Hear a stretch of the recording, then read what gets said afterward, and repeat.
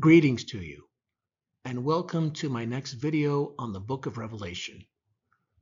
I am a member of the Church of Jesus Christ of Latter-day Saints, but this video is an expression of my own views on the Book of Revelation and how its prophecies apply to our day.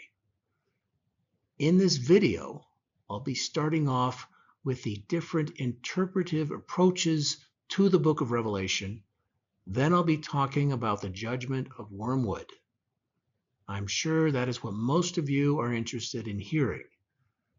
But before I expound on that, it will be important for you to understand the basis for my interpretations. If I don't explain that first, you might end up with a big question mark over your head. So let's get started.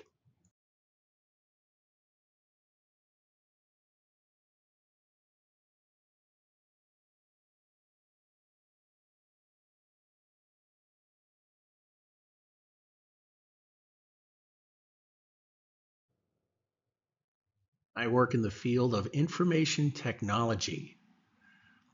I'm no security expert, but I know a few things about it. Everyone who works in IT has to know a little about security. It is a fascinating field, and security experts can make a very good living. It's a big topic. There's a lot that a security expert must know, but none more important than how encryption works.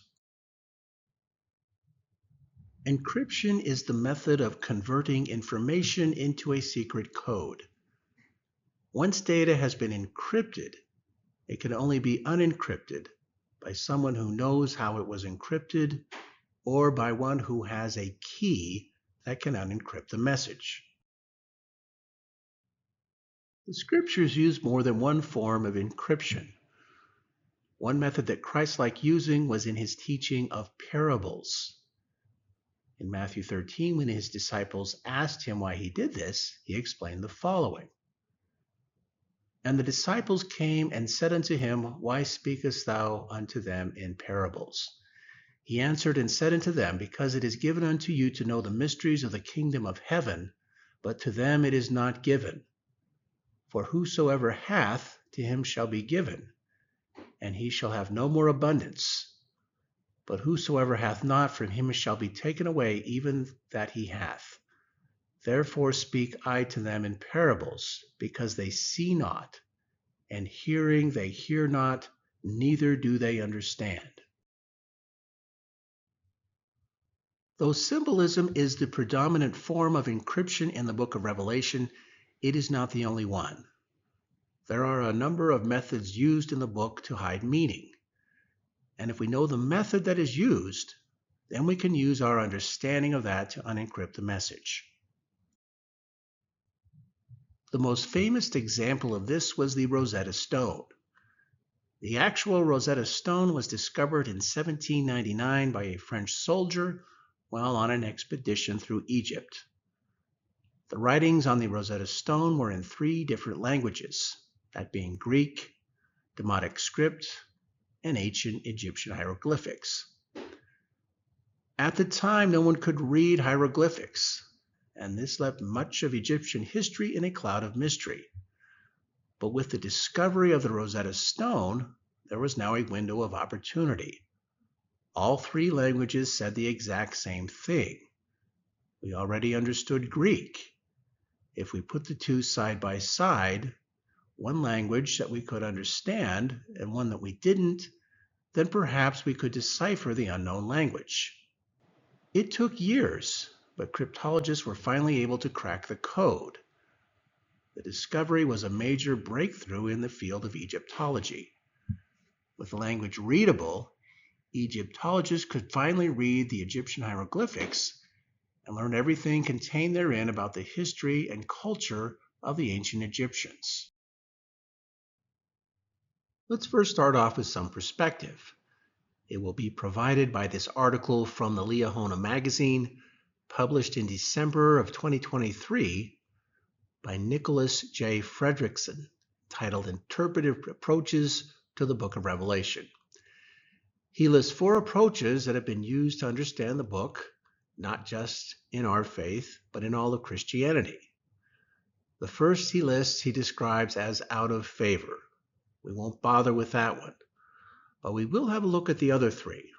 Those are the important ones. Approach number 1. The scope of the book of Revelation is limited to the 1st century AD. This approach sees the events and symbols in the book of Revelation as applying strictly to the Christian church during the 1st century of its existence. The advantage of this reading is it keeps the focus on 1st century Christians and on the fact that the message of the book is intended for them. But the primary drawback of the approach is that it may lead people to think that the book of Revelation is just an artifact of history, rather than what it is, living scripture from which to draw relevant spiritual lessons today. This was, in fact, a popular view prior to the 20th century, that Revelation was only about events of that time. The reason why is because it was believed that the book of Revelation was written prior to the destruction of Jerusalem in 70 AD, that the book is about that event specifically. Approach number 2. The majority of the events of the book of Revelation have yet to be realized.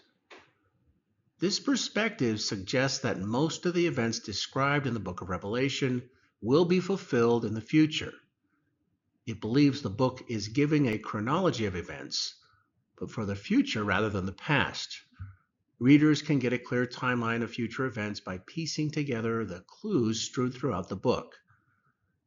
Futurists tend toward a more literal interpretation of events and figures in the book of Revelation. A strength of this approach is that it keeps the reader continually invested in the events of Revelation. They could happen tomorrow. In Nephi's vision recorded in 1 Nephi 11 through 14, he is told by an angel that John would write concerning the end of the world. So part of the book of Revelation must deal with future events. A drawback of this is that it removes the book of Revelation almost completely from its 1st century context, and readers risk missing some of the meaning John intended his immediate audience to receive. Now, this is the approach that we are most favorable to because it applies to us specifically. Approach number 3. The book of Revelation is an allegory for the battle between good and evil. This perspective reads the book of Revelation not as referring to specific past or future events, but as an allegory for the contest between Jesus Christ and Satan, between the righteous and the wicked, between the church of the Lamb and the church of the devil. In this view, the book of Revelation is intended to support certain ideals, that Jesus Christ triumphs, that the righteous will be supported, that the wicked will be punished. The events described in the book of Revelation are an allegorical vehicle for those larger principles. A strength of this approach is that choosing between good and evil applies to anyone in any time period. A weakness is that readers might miss signs or symbols that are intended to refer to specific events or time periods.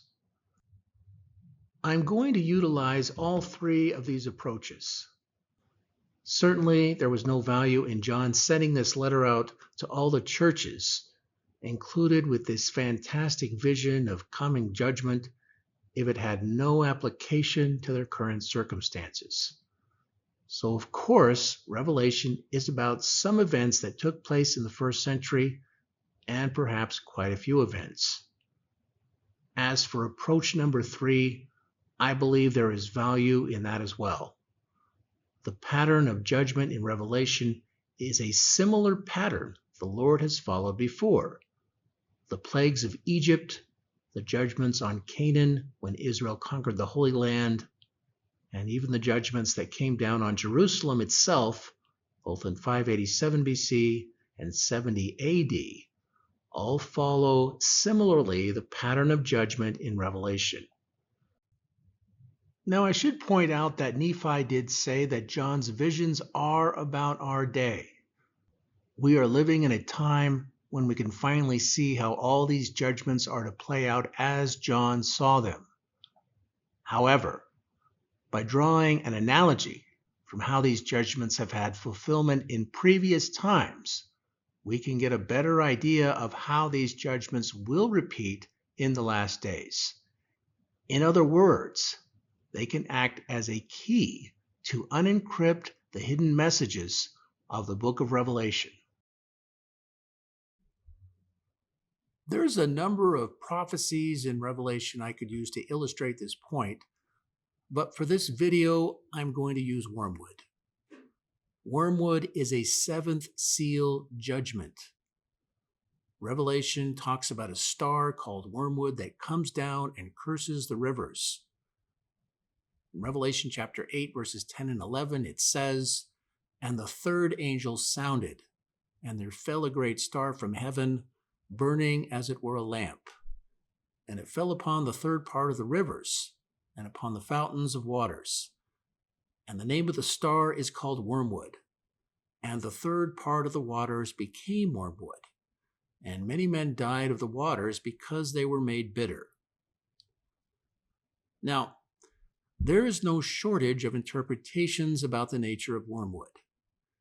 Some have proposed that wormwood is a meteor that will crash down to earth and literally poison all the waters. Others believe that wormwood is the Antichrist, or maybe he and the false prophet are one and the same. What I can tell you is that this judgment has had fulfillment in ancient times as well as today. And when I say today, I mean we've already seen fulfillment of it. Perhaps not the last, but we've already seen fulfillment of this prophecy to some extent. Now, before we get into the interpretation, we should probably define what wormwood is. Wormwood is a plant of the daisy family. It's called wormwood because of its medicinal properties. It's a plant that removes parasites like worms, which is how it got its name. It removes the parasites by paralyzing them and thus killing them. Now, wormwood could be referring to a specific kind of plant that is known as common wormwood, but it could also be referring to a family of related plants with the same properties. For instance, mugworts is in the family of wormwood, and it can also be used to remove parasites. It would not be incorrect to refer to mugworts as wormwood, and in fact, many do refer to it as such. Wormwood should be used with caution. There's an active compound in it that can be fatal in high doses, causing seizures and kidney failure. So there is some duality to it. At the same time, it can purify, it can also be poisonous. That is the spiritual significance of wormwood. Interestingly, the judgment of wormwood works in a similar vein as the plant itself. It could be referring to a specific judgment, as in the poisoning of water, but it could be referring to a group of judgments that all tie together. Revelation prophesies of a number of judgments that are all related and could collectively be referred to as wormwood. They all poison and purify at the same time. The very last judgment, which is the judgment of fire, has the ultimate purifying effect. Now, my own interpretation of wormwood as a specific judgment relates very strongly to the economy. Rivers were the highways of the ancient world. If the rivers are poisoned, it shuts down the economy and creates tremendous hardship.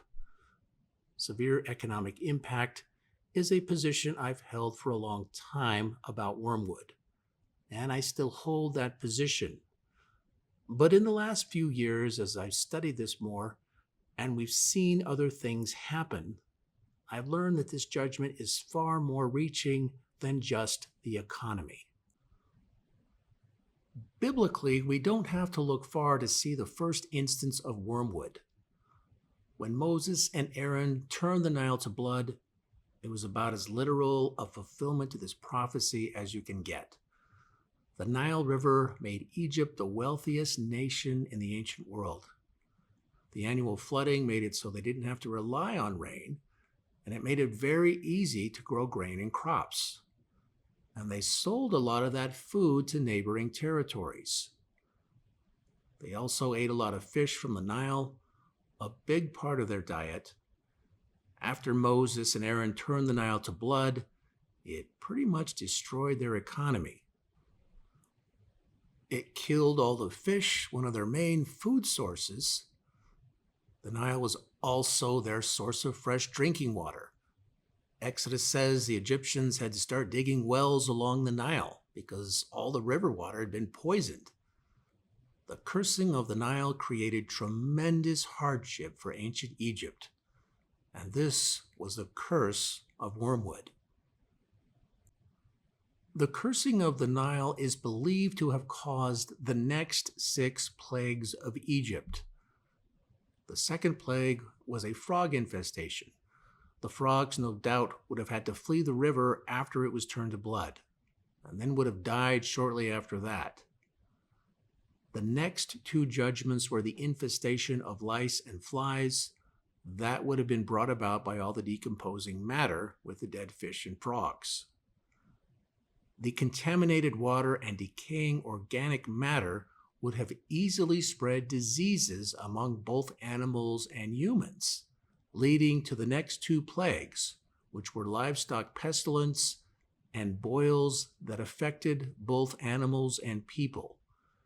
It's not till we get to the 7th plague, hail, that there is a departure from the effects of wormwood. From this we can see that wormwood is not restricted to a single judgment. It can also be tied to a collection of related judgments. The interpretation and manifestation of wormwood can be more figurative than literal. The Hebrew word for wormwood refers more to a bitter and sorrowful experience. Jeremiah prophesied that God would curse Jerusalem with wormwood. Jeremiah 9:15 says, "Therefore thus saith the Lord of hosts, the God of Israel, behold, I will feed them, this people, with wormwood, and give them bitter and poisonous water to drink." The fulfillment of this specific prophecy could not have been literal water poisoning.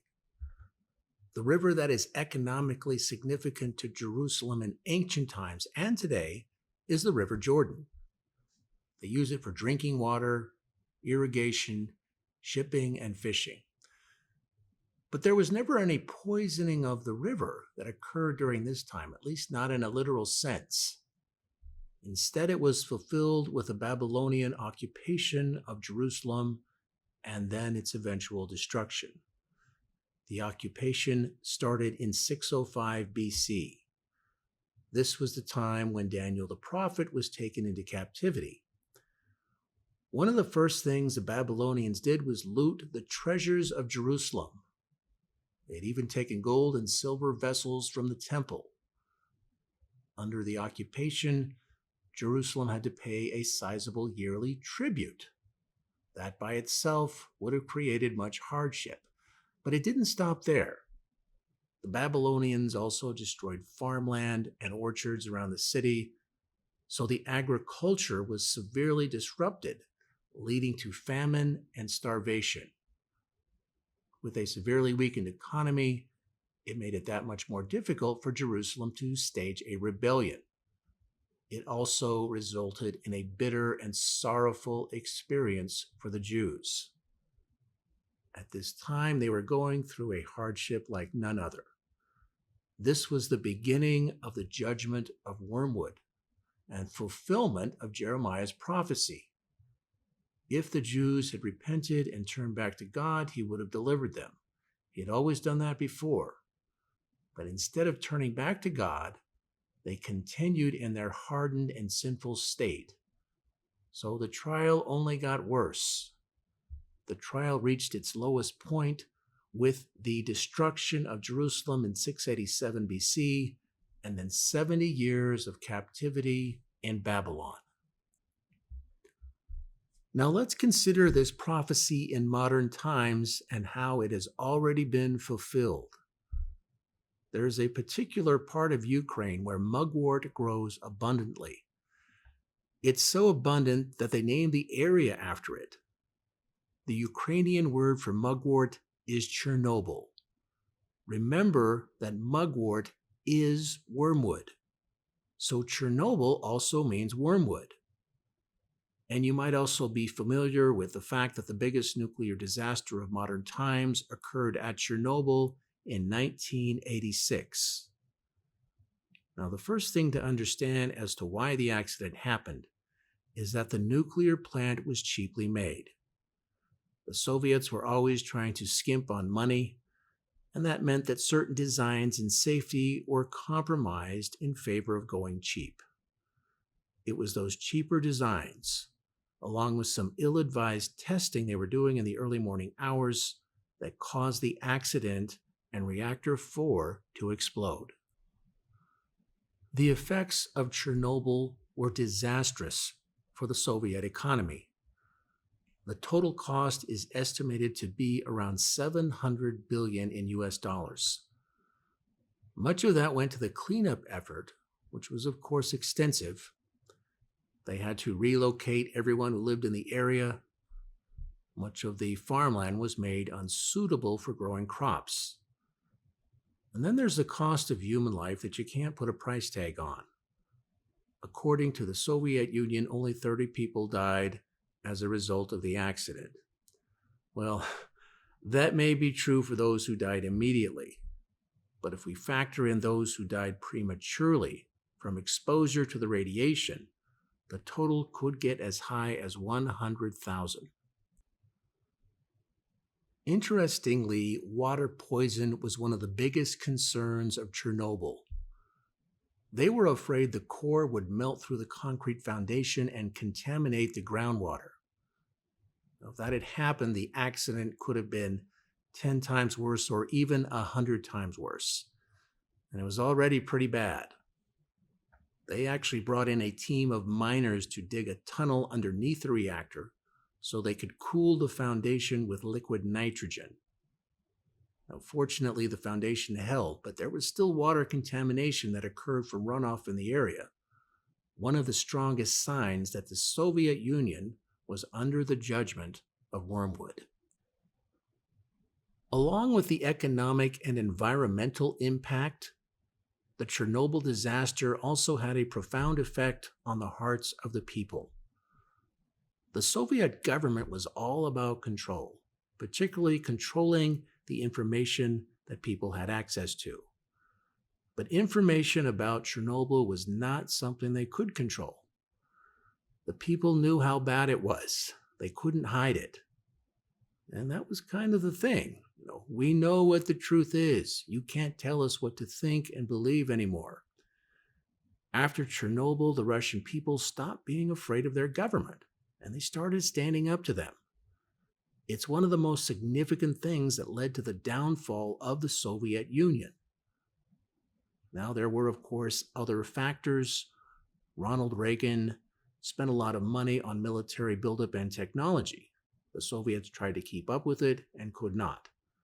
That was also a big strike on their economy. And communism is a flawed economic system anyway. It was only a matter of time before it would collapse. But we should not underestimate the significance of Chernobyl. It was their purification, their wormwood. Mikhail Gorbachev was quoted as saying that Chernobyl could be the real reason for the downfall of the Soviet Union. Now, this is a statue that has been erected just outside of the nuclear plant. It's a statue of a destroying angel blowing its horn and announcing judgment. The angel is the third angel of the book of Revelation who blows his horn and announces the judgment of Wormwood. So the Revelation tie-in is no mystery to the Russian people. I was discussing Wormwood with a friend at work and how it ties to Chernobyl, and he feels like the United States has been through its own bitter and sorrowful experience that he equates to Wormwood. It started with the COVID lockdowns. Then we had record high inflation due to massive government spending. It was at levels we haven't seen since the 1970s. And even though inflation has come down, the damage has already been done. Our purchasing power is extremely diminished compared to what it used to be. And then there's immigration. We've had an unprecedented level of illegal immigrants crossing into the United States. At times, there were so many illegals coming over, the Border Patrol simply could not stop them. A number of cities have had a crisis trying to figure out what to do with all the illegal immigrants. The open borders have also brought about a drug crisis like we've never seen. Fentanyl is pouring over the border. There's so much fentanyl in the country that it's about all you can get in some places. Then there was the disastrous pullout from Afghanistan. Billions of dollars in military equipment was just left behind. The weakness that was shown led to the invasion of Ukraine and then Israel.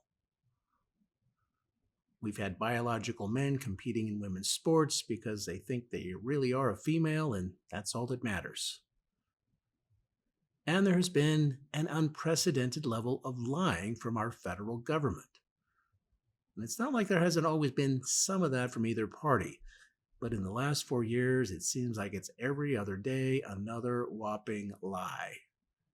And at times lying right to our faces, saying things that are obviously not true. Some local governments have been just as bad. There are cities where the police have been defunded and lawbreakers have been allowed to commit crime as they please without consequence. Cancel culture has been everywhere. It's just been a terrible 4 years. I think I agree with my coworker.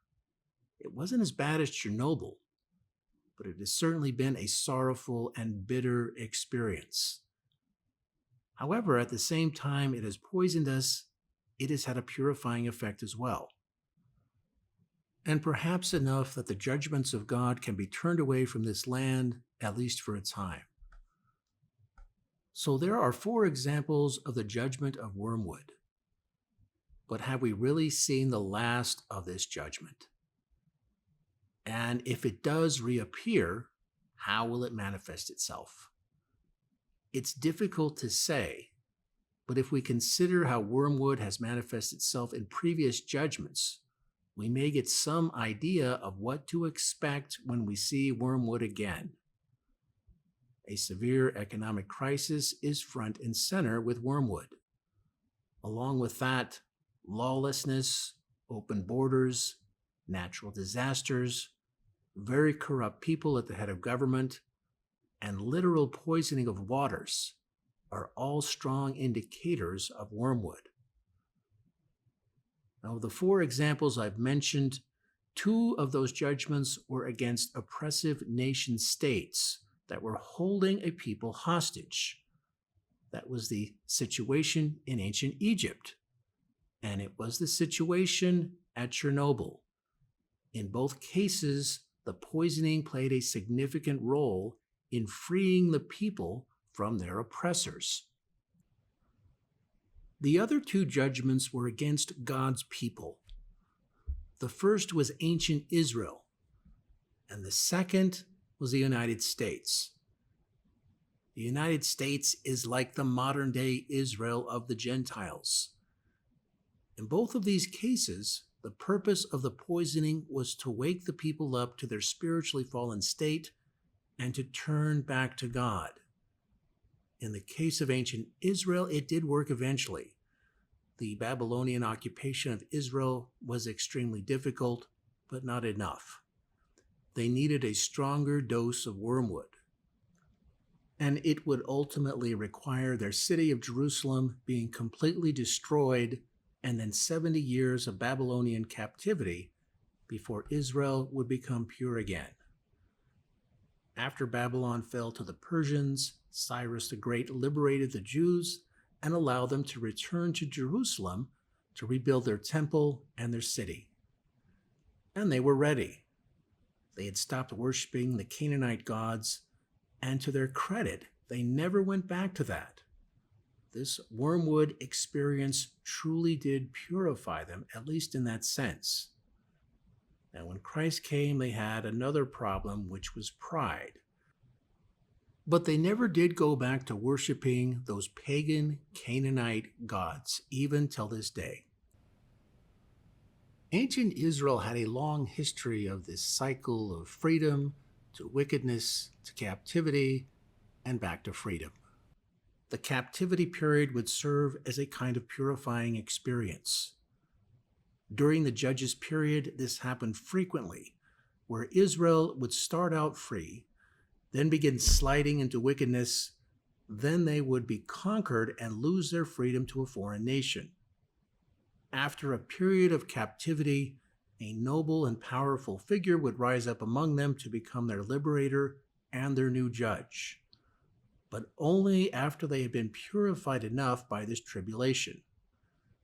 The Nephites also went through similar cycles of losing their freedom and regaining it after a period of captivity that purified them. With this recent experience for the United States, we weren't under foreign occupation, but we were being ruled over by a group of unelected people that certainly did not have the best interests of the United States in mind. We don't know exactly who they were, but it was pretty clear that Joe Biden was not calling the shots. There was that one instance when he was standing before a microphone and reading to us some announcement and complained because he had to just read what they had written for him. Who's they? Clearly, he wasn't running this country. And it was these people who controlled him that were responsible for the inflation, the border crisis, and the disastrous pullout from Afghanistan that has led to the current state that we're in. We were being occupied by a secret cabal, a group that was unseen to the public. We've come to know them as the deep state. The Nephites had their own terminology. They referred to them as the Gadianton robbers. This experience did not purify everyone in the United States, but it didn't have to. According to the Book of Mormon, as long as a majority of people are choosing righteousness, then they are spared from judgment. It's when a majority choose wickedness that judgment is soon to come. I do think we're back on the right path, at least for now. And I do believe that is the most important sign to watch. Where are the hearts of the people? If they are turning back to God, then God will stay his hand of judgment. One thing that has impressed me in the last few years with this culture war is that people are no longer afraid to speak out. In that way, it has been similar to Chernobyl. On YouTube and other platforms, you can find a lot of people that are no longer afraid to speak out against the world. Not all of them are necessarily religious. Some are, but most of them are just normal people that don't like worldly values being shoved down their throats and the throats of others. That doesn't mean that everything is going to be all roses and sunshine. There are still some big challenges ahead, but hopefully with God's help, we can meet those challenges. And even though the purification so far is encouraging, clearly there is much more purification needed before Zion can be established on this land and the rest of the world. I am well aware of that. What we've had so far is wormwood light, and we could very well see a lot more of it over the coming years. This is especially true if we do not stay on course. If this country chooses evil again, this angel of judgment will once again be turned on us, and even far worse than before. So those are my thoughts on wormwood. What are your thoughts? Do you think we have more wormwood to come? How else could this judgment manifest itself in our time? What do you think about the meteor theory? I don't rule anything out. Feel free to leave some thoughts in the comments section if you'd like, and I'll see you in the next video.